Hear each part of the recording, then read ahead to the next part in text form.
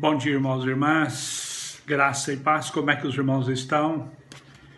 Como é que as irmãs estão na bênção? Todos firmes na leitura da palavra, o nosso programa, do projeto Vida com Deus, de oração, jejum e leitura da palavra. Que bênção que você está caminhando nessa direção e que bênção que os irmãos têm participado da devocional. Eu estou reassumindo aqui até na próxima segunda, e assim continuamos na sequência, intercalando com a pastora e com a Demar, fazendo a transição aí, tá bom, queridos?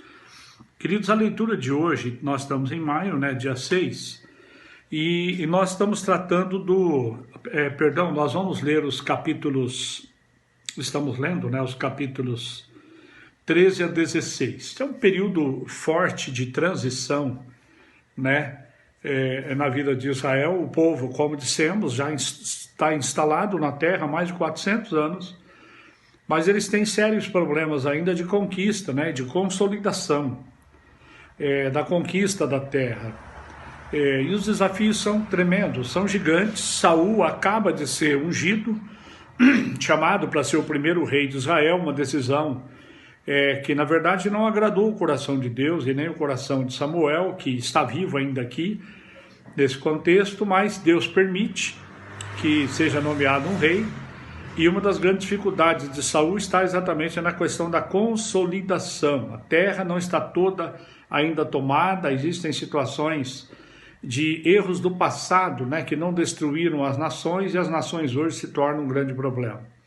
Então, aquela história de nós carregarmos certos problemas que nós deveríamos ter resolvido, e vamos protelando, não resolvemos. Saul está colhendo problemas aqui do passado. Essa é uma primeira lição. Uma segunda lição que nós podemos tirar destes 4 capítulos é que num período de tensão e insegurança, é tempo do líder se voltar para Deus, não se voltar para a sua própria capacidade, E você vê depois comparando com especialmente com Davi, que foi um rei segundo o coração de Deus, Você vai ver um homem piedoso, um homem que vivia debaixo da dependência de Deus e que não tinha insegurança nas suas decisões. Eu estou dizendo de Davi. E Saul, ele revelou essa falha no caráter dele, na vida dele, na liderança dele, não saber lidar com tensões e demonstrar insegurança. Uma terceira lição que nós tiramos desse período de conflito, especialmente aqui com os amalequitas e com outras nações, o que você percebe é a hesitação na liderança. Olha, Samuel deu uma ordem para que ele atacasse os amalequitas que haviam atacado a nação de Israel. Amaleque não deixou a nação de Israel passar pela terra dos amalequitas. Eles tiveram que dar uma volta imensa, atrasando a viagem deles em direção a Canaã.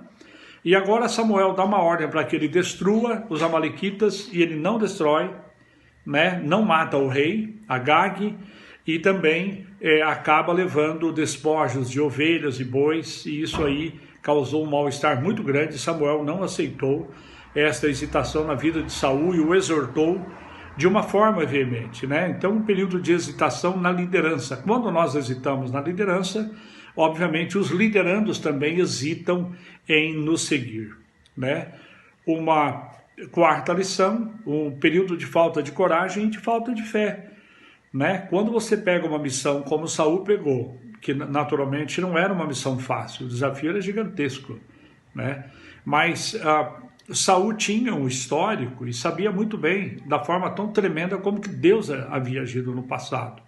Ele tinha eventos da história que revelavam que o mesmo Deus que esteve com juízes que viveram diante de Deus, com Moisés, com Josué, enfim, com tantos outros, parece que Saul teve um lapso de memória e esqueceu da história, do agir de Deus e do mover de Deus, e oscilou na sua fé. Faltou coragem para ele nos momentos de tensões. Bom, que nos nossos momentos de tensões, de batalhas, na nossa família, na igreja, no nosso trabalho, no contexto que nós estamos vivendo, que não nos falte coragem para profetizarmos e declararmos que Deus está no controle de tudo, e que nada vai fugir do controle do Senhor, e se Ele está no controle de tudo, certamente cabe a mim ter fé de que Ele está no controle e ter a segurança absoluta de que Ele não pode falhar. Tá bom, queridos? Deus honre você.